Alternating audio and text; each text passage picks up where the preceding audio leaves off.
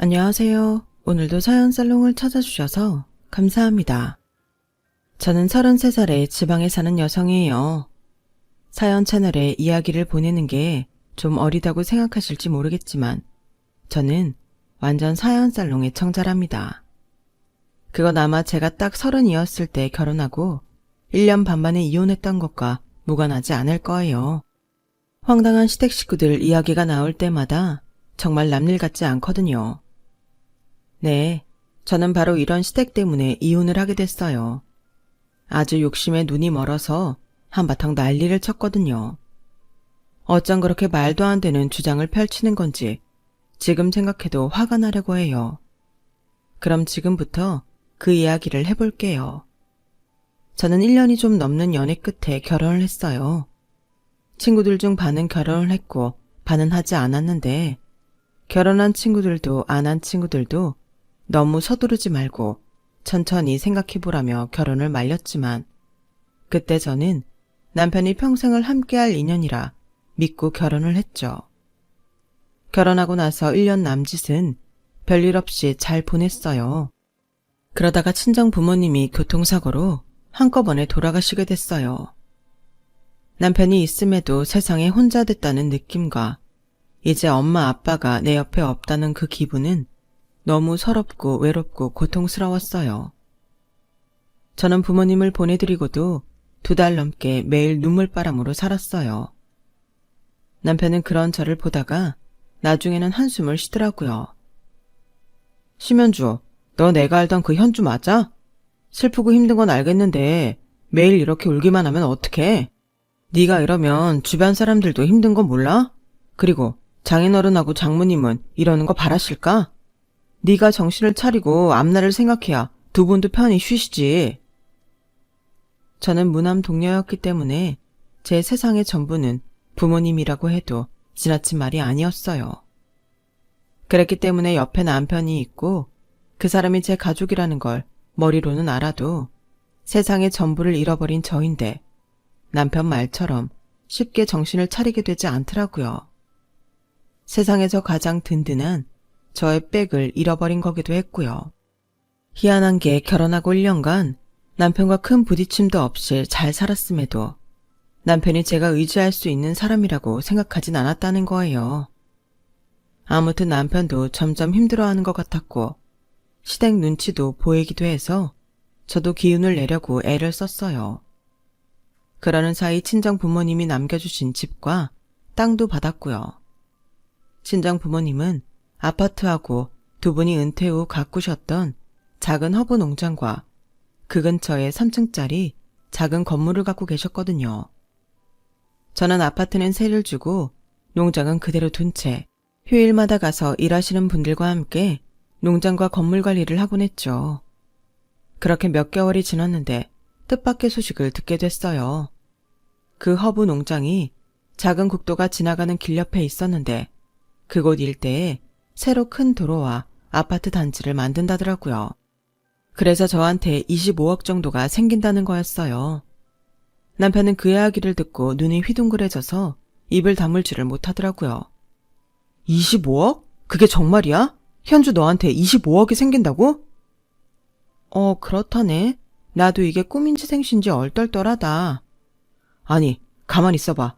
그러니까 지금 농장에서 차로 20분 떨어진 그 아파트 세 받는 거 말고도 25억이 더 생긴다는 거잖아. 와, 나 사실 네가 그 농장하고 건물 처분 안 하는 거 좀 마음에 안 들었는데 너무 참견하는 것 같아서 말을 못했거든. 근데 그게 신의 한 수였네. 아니면 우리가 언제 25억이라는 돈을 구경이라도 할 수 있겠냐고. 그치. 나도 좀 놀랍긴 하네. 엄마 아빠 손때 묻은 데라 팔고 싶지 않았던 건데 이렇게 도시계획으로 보상을 받게 된다니 기분이 되게 이상해. 이상하긴 이게 다 장인 장모님이 우리한테 선물로 주신 거라고 생각하자.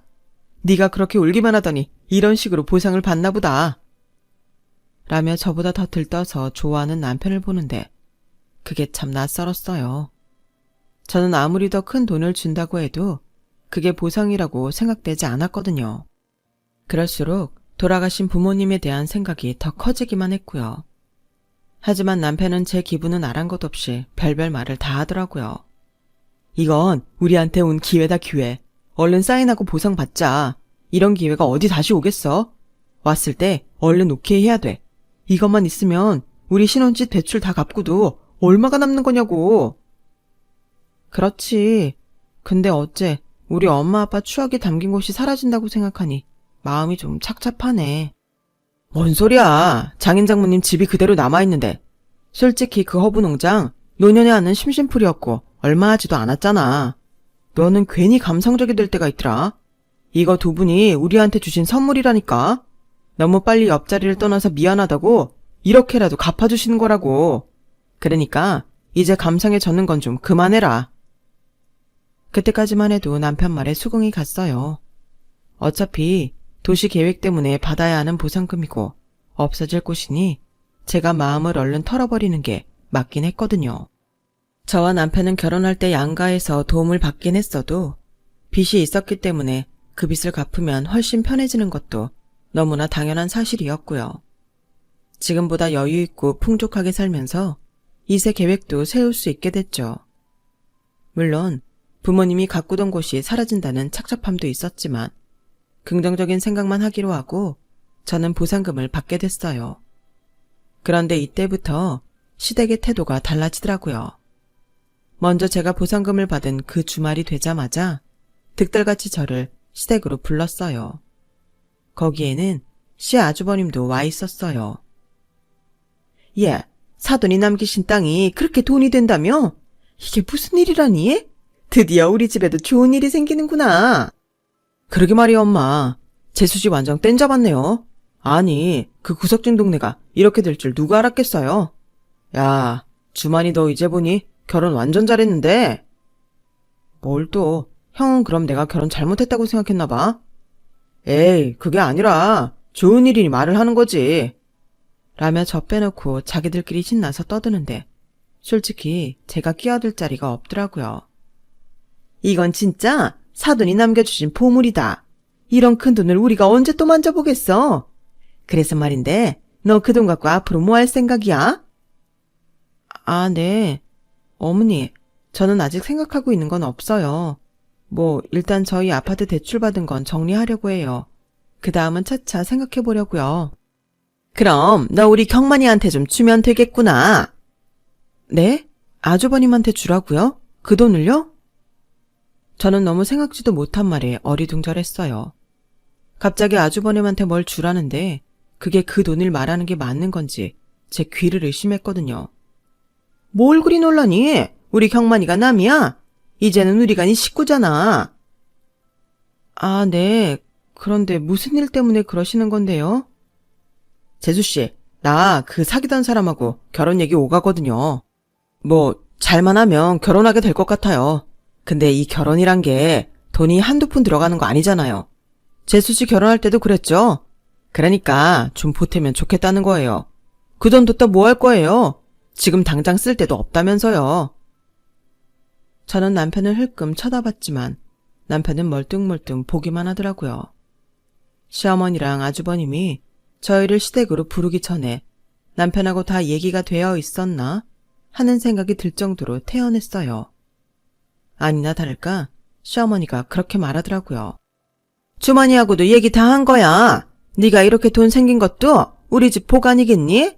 그러니 네 형님 결혼하는데 크게 한턱 쏘면 좋겠구나. 전에 이 사람하고 아주버님 결혼하실 때 가구나 가전제품 좋은 거 하나 해드리자는 얘기는 했어요. 그 정도면 저도 덕당하지 않을까 싶은데요. 아주버님, 봐놓으신 제품이나 가구 있으면 말씀해 주세요. 저희가 바로 선물해 드릴게요. 아니, 재수씨 지금 장난해요? 가구요? 가전제품이요? 25억씩 굴러들어온 사람치고 손이 너무 작네. 빈정거리며 웃는 아주버님 말에 기분이 상해 있는데 시어머니도 옆에서 보태더군요. 예, 경만이 이 집 장남이야. 장남이 뭐니? 이 집안 기둥이잖아. 기둥이 드디어 결혼을 하는데 하나뿐인 동생 집에서 그저 가전제품이나 가구나 골라준다는 게 말이 되는 소리냐? 너 그렇게 안 봤는데 생각보다 속통이 좁구나. 너 친정 부모도 없고 이제 우리밖에 없는데 네가 앞으로 누굴 믿고 살아가겠어? 그럼 제가 뭘 어떻게 하면 되는데요? 그때까지만 해도 저는 제가 세상 참 많이 살았다고 생각했고 학교와 회사에서 경험한 인간관계로 모든 걸 다 안다고 믿었어요. 그러니 어찌 보면 순진하고 기가 약한 데도 있었던 것 같아요. 그만큼 부모님 아래에서 보호받고 살았다는 뜻도 되고요. 아무튼 시어머님은 저한테 이러더라고요. 네 동서될 사람이 좀 사는 집 딸이야. 니네 형이 그 여자랑 사귀면서 이래저래 좀 힘든 건 사실이었어.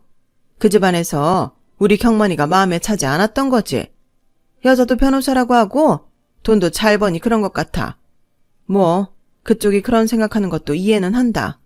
나 같아도 우리 애들이 사자 직업이면 더 좋은데 결혼시킨다고 큰 소리 쳤을지도 모르는 일이고 그러다 보니 우리한테 혼수를 좀 거하게 요구하더라고. 그런 혼수 해오면 결혼시키겠다 이건데 그게 꽤 큰 집이거든. 집이면 작은 거라도 꽤 큰 돈일 텐데요. 그러니까 내 말이 그거야. 처음에야 너네한테 말을 해봤자니 내가 뭐 입이라도 뗐겠어? 그저 내 힘만 빠지지. 근데 주만이가 엊그제 그러는 거야. 네 사돈 땅 보상 받아서 큰 돈 생겼다고. 어머나. 나는 이게 진짜 하늘이 주는 선물이라고밖에 생각할 수 없겠더라. 우리한테 변호사 며느리가 생기겠구나. 막 그런 희망이 생기는 거야. 게다가 집 말고도 혼수도 해오라고 이것저것 적어서 보냈는데 그게 또 정말 만만치가 않은 거야. 가진 사람들이 욕심이 더 많다더니 정말 그런가 봐. 여기까지 말한 시어머니는 아주버님 남편과 서로 눈치를 보더니 침을 꿀꺽 삼키는 거였어요. 그걸 보며 저는 혼수를 하는데 돈을 보태라는 건가 싶었어요. 어머니, 그럼 저희가 혼수하는 비용을 보태면 되나요? 그 혼수는 나랑 엄마가 알아서 할게요. 대신에 재수씨는 집을 좀 해줬으면 좋겠어요. 저는 한동안 아무 말도 할 수 없었어요. 제가 잘못 들었나 싶어서 남편을 다시 쳐다봤는데 남편은 지 형 말을 동조하는 표정으로 고개를 끄덕였고요. 집이라면 아까 말씀하신 그 큰 집이요? 그걸 제가 어떻게 해요? 아, 얘 왜 이렇게 말이 안 통하니? 주만아, 너 우리 오기 전에 한마디도 안 한 거야? 답답해 미치겠네. 시어머니가 제가 어이없다는 듯 쳐다보는데 저는 가슴이 두근거렸어요. 그러자 남편이 이러더군요. 현주야, 너도 이제 우리 식구잖아. 우리 형이 집안 좋은 사짜 여자랑 결혼하면 다 좋은 일 아니야? 그래서 형 집 마련할 돈이 부족해서 네가 받은 돈으로 집을 사면 좋겠다는 이야기가 나왔어. 그런 말을 하는데 왜 모두 저하고는 얘기를 안 한 거예요? 그래서 지금 하잖아. 아, 나 참 답답해 죽겠네. 말이 안 통하네 정말. 남편마저 저를 말이 안 통한다고 하니 저는 가슴에 돌덩이라도 얹은 것처럼 마음이 무거워졌어요. 얘, 네가 뭘 몰라서 그러는 것 같은데 집안에 변호사 한 명 있는 게 얼마나 우리를 기살려줄 것 같냐? 한마디로 우리 신분 상승하는 거야. 그런 결혼을 니네 아주버님이 하는 건데 우리 경만이 그 여자랑 꼭 결혼시켜야 되지 않겠니? 그런데 지금 그렇게 말귀를 못 알아들으면 어떡해? 내 터는 돌려서 얘기 안 하마. 그 집 사는데 돈 좀 내다오. 솔직히 아쉬우면 우리가 아쉽지 그쪽이 뭐가 아쉽겠니? 자기네는 마음만 먹으면 같은 변호사나 검사니 뭐 권력 있는 사람들하고도 짝을 지어줄 수 있는데 자기 딸이 우리 아들 만나서 결혼하겠다는 게 영 불편한 거야. 그러니 자기네 수준에 맞출 돈은 있는지 보겠다는 거 아니겠냐? 처음에야 막막했지만 이제는 길이 열렸잖아. 그 돈이 너한테 있는데 네가 보상금 받았잖아. 어머니, 그건 제가 말귀는 잘 못 알아들어도 결혼 안 시키겠다는 걸 돌려서 말하는 것 같아요. 그건 알겠어요. 그런 결혼을 꼭 시키셔야겠어요. 어머님 말씀처럼 신분 상승이라는 게 저희한테도 해당될지는 잘 모르겠는데요. 이건 아닌 것 같아요. 아주버님, 이런 결혼하셔도 하나도 행복하지 않을 거예요.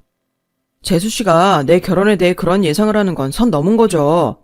뭐 딱 보니 돈 내놓기 싫어서 그런 식으로 말하는 것 같은데 그러지 말고 좀 해줘요. 나 그 여자 놓치기 싫어요. 변호사라는 직업도 그렇고 대가 언제 또 그런 여자 만나겠어요. 그만큼 외모도 성격도 괜찮은 여자예요. 나한테는 결혼할 수 있는 마지막 기회 같기도 하고요.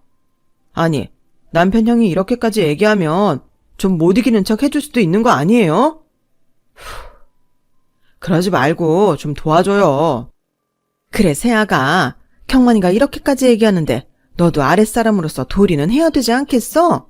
가족이라는 게 뭐냐? 이런 일 있을 때 서로 힘이 돼줘야지. 라더니 다짜고짜 휴대폰에서 사진들을 보여주더라고요. 신도시에 있는 꽤 비싼 아파트에 전경하고 아파트 내부를 찍은 건데 그냥 봐도 웬만한 돈 갖고는 안 되겠더라고요. 이 아파트예요? 진짜 비쌀 것 같은데요. 그러니까 이렇게 얘기하는 거 아니냐? 네가 한 15억 정도만 보태주면 정말 좋을 것 같은데 말이야. 저는 순간 눈앞이 캄캄해졌어요. 저도 돈을 바꿔서 한 번도 만져본 적 없이 그저 통장에만 둔 게 며칠 안 되는데 25억의 절반도 더 달라는 거잖아요. 어머니, 15억이요? 그거 너무 많은데요. 아니 그럼 이런 집이 몇 천으로 될 줄 알았어? 그 정도는 해줘야 돼. 그건 어려울 것 같아요. 15억은 힘들어요, 어머니. 네가 갑자기 돈 반을 뚝 떼서 줄 생각하니 아깝게 느껴질 수 있어.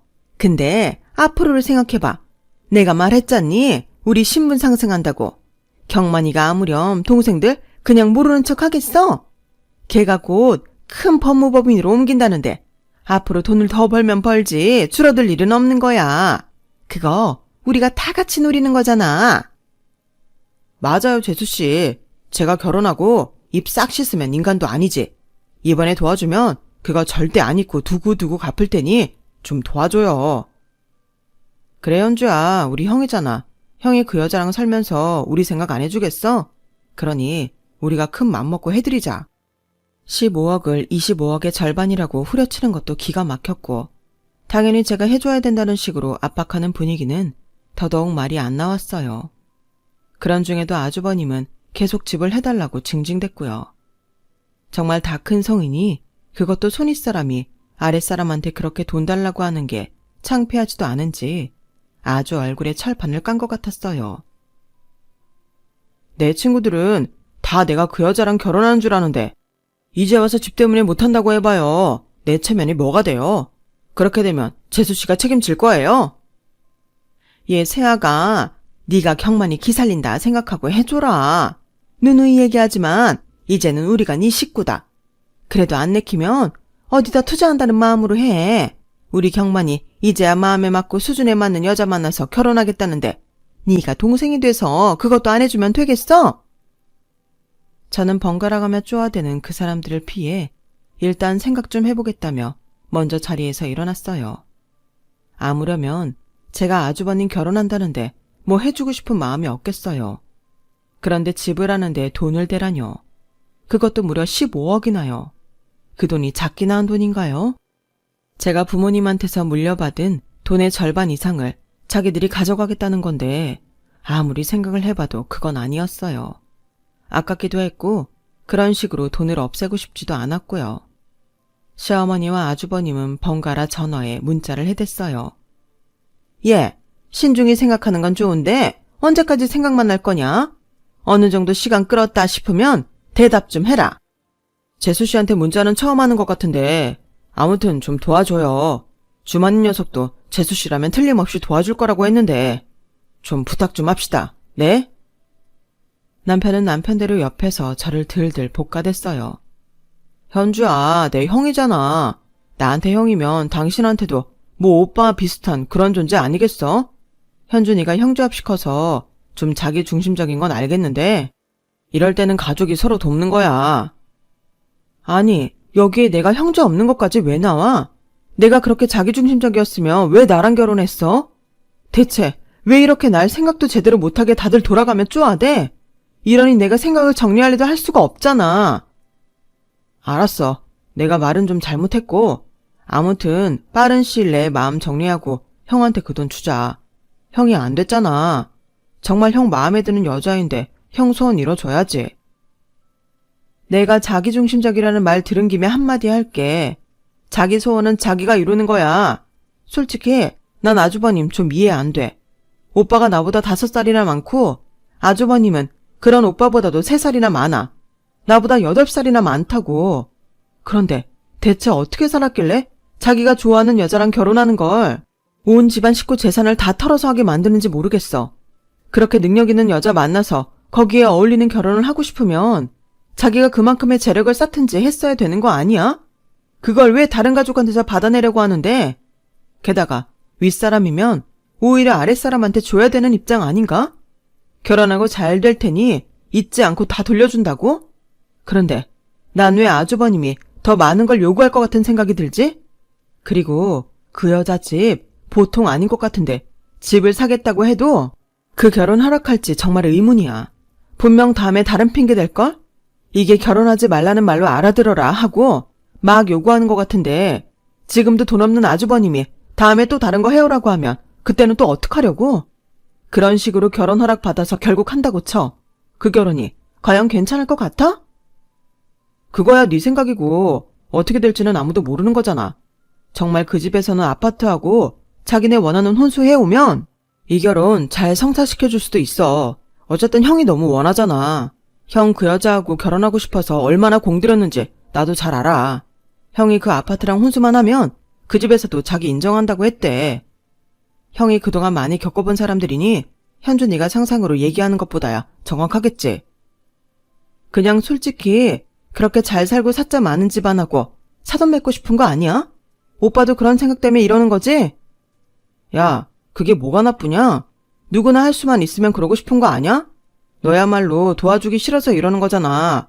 25억이나 갖고 있고 아파트도 세주고 있으면서 형한테 그 돈 좀 해주면 뭐가 어떻다고 이렇게 별별 소리를 다 해.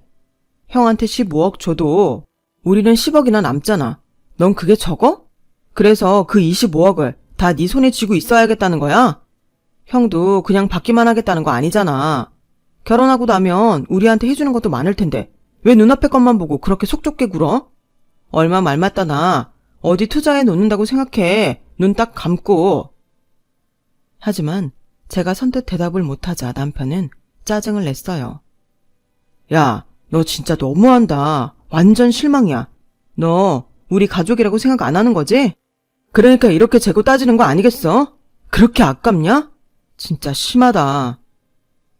도와주는 것도 정도가 있는 거지. 어떻게 15억을 달래? 그것도 내가 돈 받은 거 기다렸다는 듯이. 자기 결혼 때문에 만약에 나한테 언니나 오빠가 있고 결혼해야 되니 오빠한테 15억 달랬다고 쳐. 그럼 오빠는 어떨 것 같아? 라고 제가 말하자 남편은 정말 기막힌 대답을 했어요. 너 어차피 오빠도 언니도 없잖아. 그런데 그럼 만약이라는 걸 왜 생각해야 되는데? 현실에 있는 일만 생각해. 남편과 저는 아무리 대화를 해도 평행선을 달렸고 의견이 전혀 좁혀지지 않았어요. 저는 어째 남편 태도가 어떻게든 저한테서 그 15억을 받아내고야 말겠다는 고집이 느껴졌어요. 그래서 안 되겠다고 했죠. 제가 그렇게 못한다고 대답한 그날부터 시어머니, 아주버님, 남편은 전보다 더 집요하게 저를 괴롭혔어요. 현주야, 그러지 말고 형 한 번만 도와주자. 그냥 돈 주라고. 재수씨 정말 그렇게 안 받는데 독하네요. 재수씨 때문에 저 결혼 못하고 망신당해도 나 몰라라 하겠다 그거죠? 사람이 그렇게 사는 거 아니에요. 너 젊은 애가 그렇게 돈 욕심 부리는 거 아니야. 사람이 돈을 쌓고 살아야겠니? 덕을 쌓고 살아야겠니?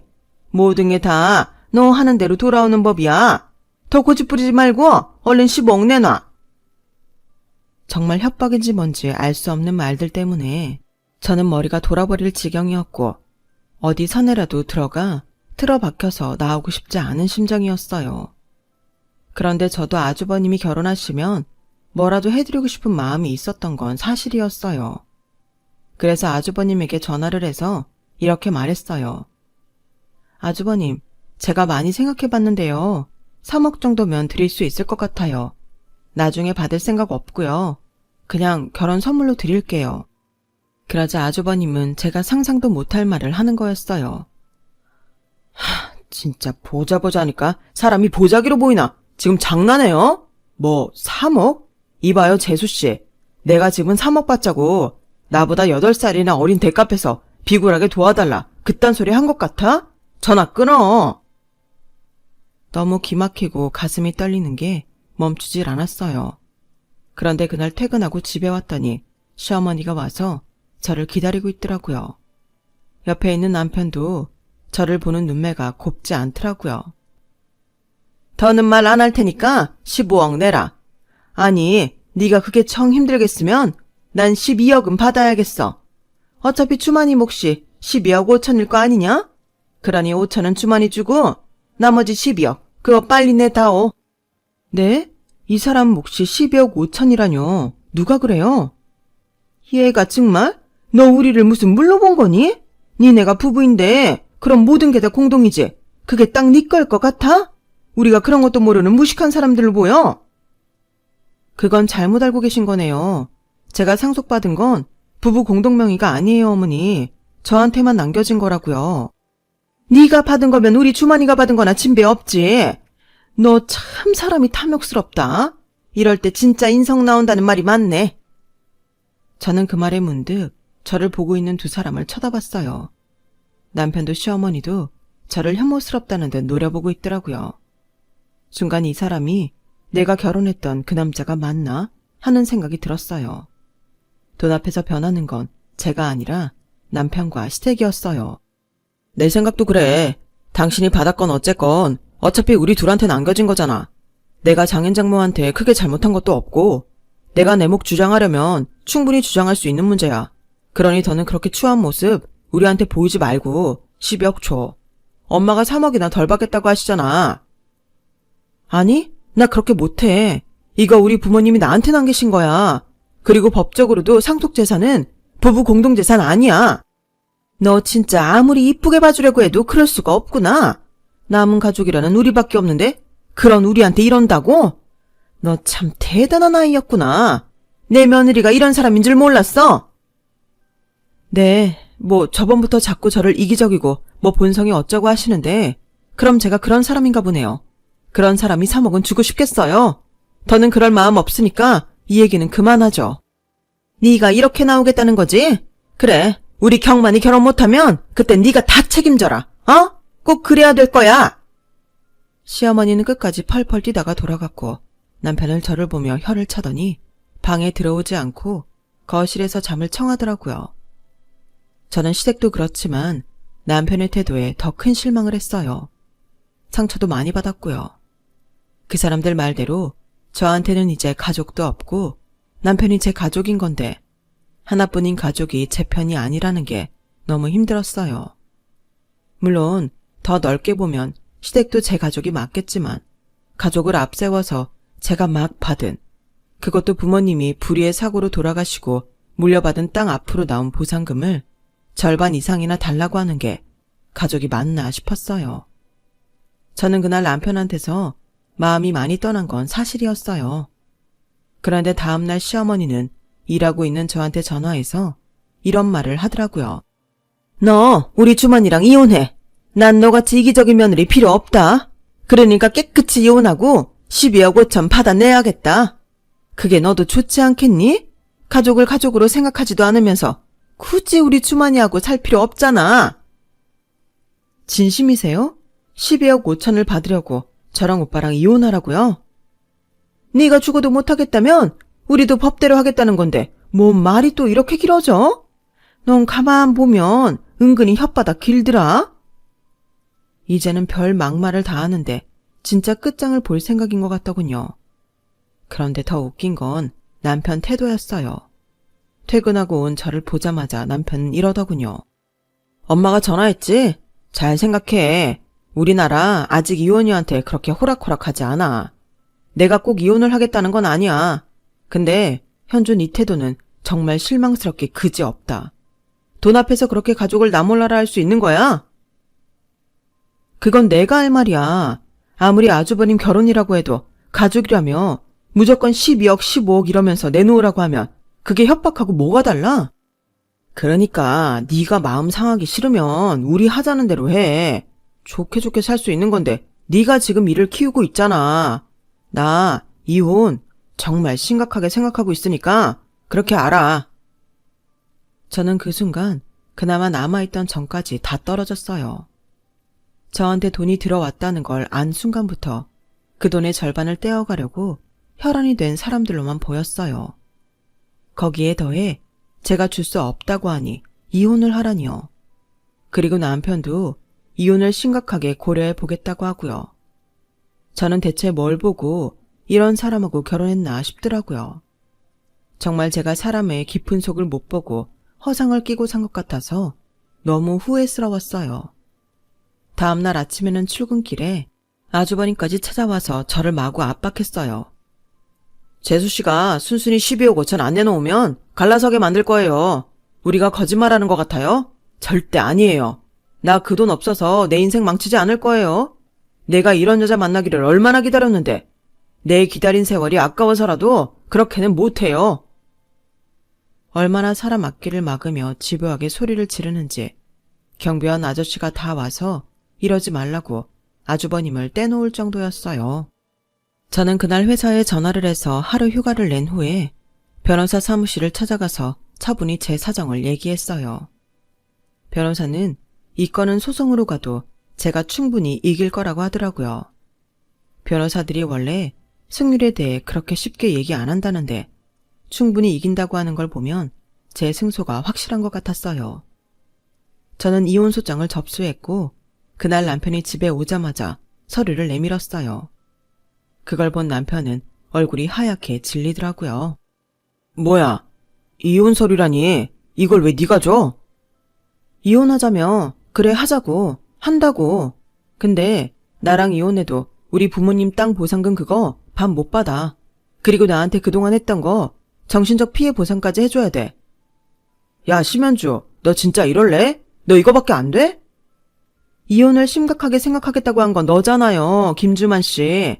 그러니까 이혼하겠다고 하는 건데 뭐가 잘못됐어? 남편은 당황해서 어쩔 줄 모르더니 아무 말도 안 하더라고요. 그리고 제가 안방으로 들어가자 휴대폰을 들고 작은 방으로 들어가길래 저는 살금살금 나와서 작은 방에 귀를 기울이며 휴대폰으로 남편이 통화하는 걸 녹음했어요. 아, 난 제가 저렇게까지 나올 줄 몰랐지. 이제 어떡할 거야. 제 말로는 우리가 그 돈 못 받는데. 아니, 형이 결혼을 안 해도 우리 몫으로 챙겨놓으면 좋으니까 나도 엄마가 하라는 대로 이혼할 거라고 으름장 놓은 건데 이제 어떡하냐고. 제가 녹음하는 줄도 모르고 남편은 그 시커먼 속내를 자기 엄마와의 통화에서 다 드러내고 말았어요. 다음날 시어머니는 제가 아파트를 나서는 걸 기다렸다가 갑자기 제 머리채를 잡고 흔들기 시작했어요. 네가 뭔데 이혼 소송을 걸어? 뭐? 우리가 돈을 못 받아? 야, 웃기지 마. 내가 무슨 수를 써서라도 그 돈 받아낼 테니까 너 두고 보라고. 우리가 그 정도 백도 없을 줄 알아? 그러자 집을 나서던 다른 층 주민하고 경비원이 시어머니를 저한테서 떼어냈어요. 저는 심호흡을 크게 하며 머리를 가다듬고 말했어요. 아저씨, 어제도 그렇고 오늘도 보셨죠? 저희 시댁이 저한테 어떻게 하는지요? 어머니, 보세요. 이렇게 사람들이 어머니가 하시는 거 다 봤어요. 이래도 어머니가 제 부모님 유산 반을 받아낼 수 있을 것 같으세요? 돈 때문에 이러는 거 제가 아니고 어머니랑 아주버님 그 사람이에요. 순간 옆에 있던 사람들이 혐오스러운 표정으로 시어머니를 봤고 시어머니도 그걸 눈치챘는지 더는 말하지 않고 서둘러 떠났어요. 하지만 시어머니는 제가 회사에 있는 내내 문자로 저를 괴롭혔어요. 네가 이길 줄 아나 본데? 꿈 깨. 네 돈 반은 우리 거야. 나는 뭐 아는 변호사 없는 줄 알아?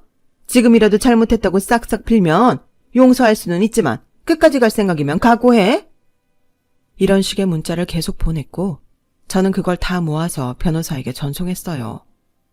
저는 남편의 좋은 점만 보던 환상에서 깨어났고 더는 그 사람들을 좋은 마음으로 봐줘야 될 이유가 없었어요.